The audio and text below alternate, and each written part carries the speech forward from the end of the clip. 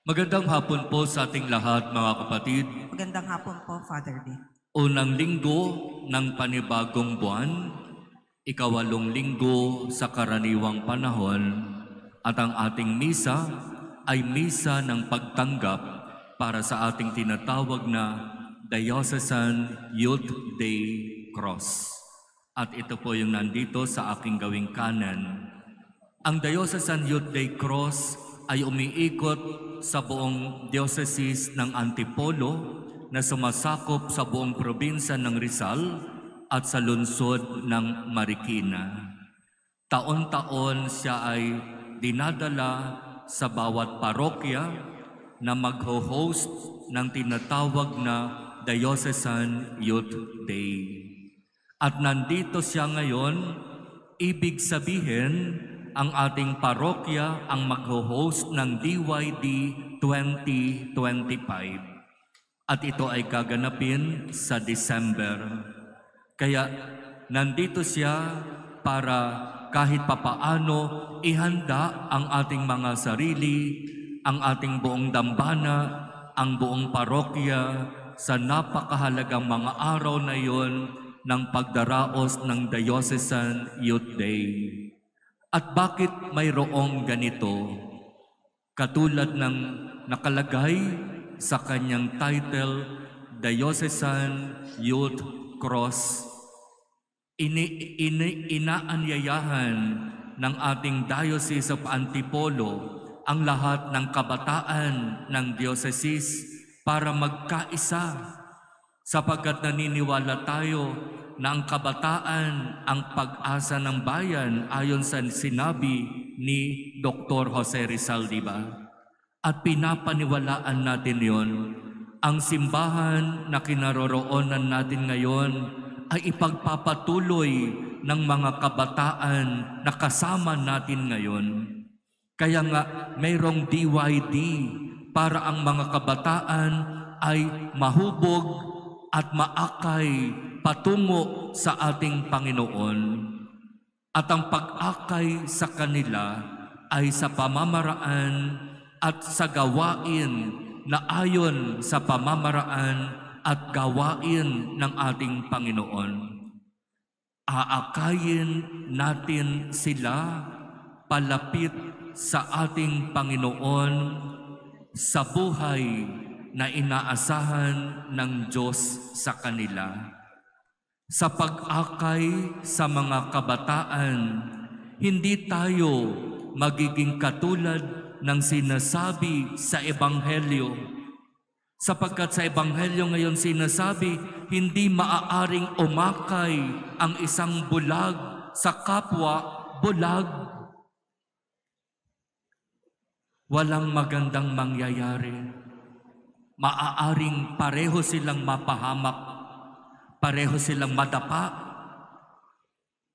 Bilang parokya, bilang dambana, tayo ang mamumuno sa mga gawain upang akayin ang ating mga kabataan palapit sa ating Panginoon, upang sila ay mahikayat na tunay na magbigay ng sarili sa pagsunod at paglilingkod sa ating Panginoon. Hindi natin sila aakayin sa buhay na parabang punong-puno ng kasiyahan, sapagkat hindi iyon ang totoo sa buhay Kristiyano. Hindi pwedeng ang buhay na ipapakita natin sa mga kabataan ay yung buhay na masaya. Maraming pagkain, maraming gimmick, maraming lakad, maraming ginagawa. Sapagkat alam natin, hindi iyon ang totoo. Sapagkat ang tunay na buhay, oo, may kasiyahan, pero meron din kasamang sakripisyo, meron din kasamang mga hirap at sakit. Kaya nga, krus. Ang ibig sabihin ng krus, sakripisyo, paghihirap, na kung talagang nais nating makasunod sa ating Panginoon, sinasabi ng krus na yan, dapat handa tayong magsakripisyo. Pero hindi tayo matakot dapat sa pagsasakripisyo sapagkat itinuturo ng ating Panginoon sa kabila ng krus na yan, nandoroon ang tagumpay. Hindi na natiling nakapako sa krus si Jesus, di ba? Hindi sa nanatiling nakapako sa krus nang siya'y namatay. Siya'y inilibing, pero pagkatapos ng 3 araw, siya'y muling nabuhay. Kaya sa kabila ng krus na yan, sa kabila ng maraming sakripisyo na daranasin natin dahil sa pagsunod kay Jesus, nandoroon ang pag-asa, nandoroon ang tagumpay. Kahapon, nagkaroon na po kami ng initial meeting sa kung ano yung mga dapat gawin para sa DYD 2025. At sinasabi ko sa kanila, ano ba yung inaasahan ninyo sa parokyang ito na mag-host ng DYD sa December? At naglahad na sila ng kanilang mga ginagawa every year kasama ang mga expenses. At medyo nakakagulat nung nag-present na ng expenses, hulaan nyo kung magkano ang inabot. Magsisimula ng Friday afternoon, whole day of Saturday and Sunday. More or less 600 na mga kabataan galing sa Diocese of Antipolo. Ang kanilang nagastos last December, ginawa ang DYD sa parokya ng San Rafael, Montalban, Rizal.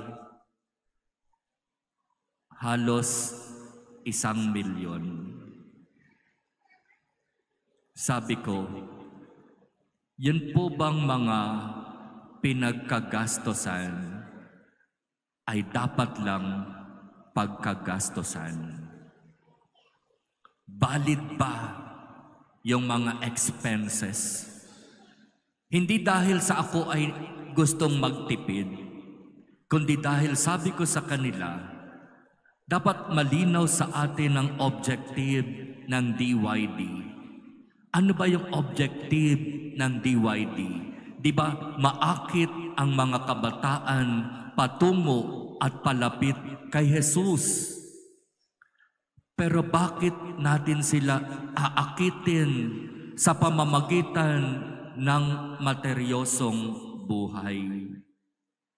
Bakit natin sila aakitin sa masyadong engranding selebrasyon na kung tutuusin, hindi iyon ang totoo sa buhay nating nasa Diocese of Antipolo.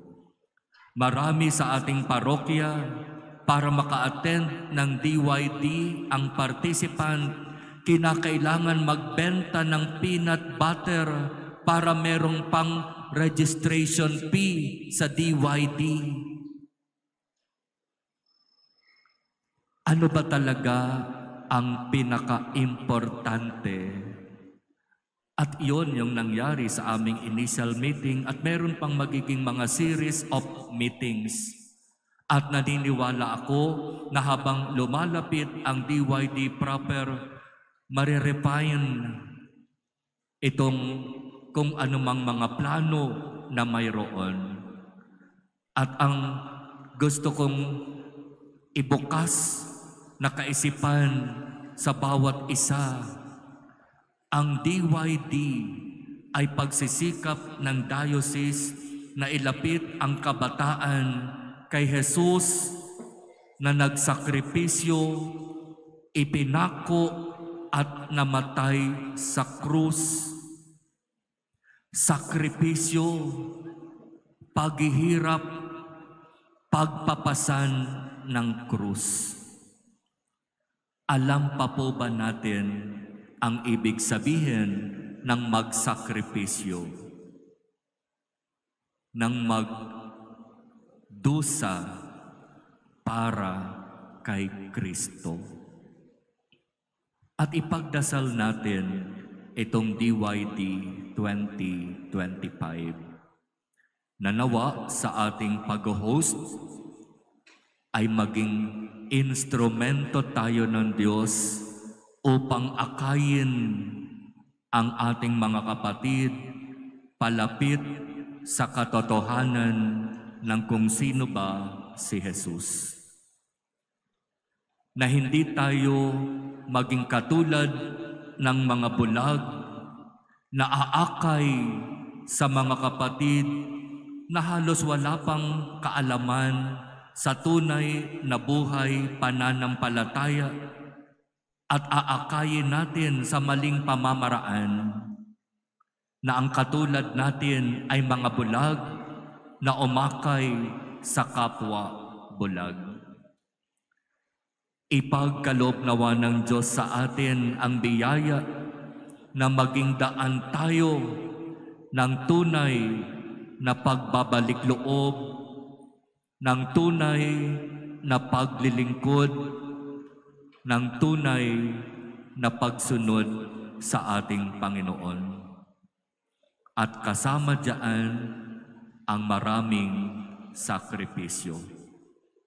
Kaya habang tinitignan natin ang DYD Cross, ang ipinapaalaala niyan sa atin, gusto mong sumunod at maglingkod sa akin, dapat matuto kang magpasan ng iyong sariling krus at sumunod sa akin. Ibig sabihin, dapat handa kang magsakripisyo alang-alang kay Kristo.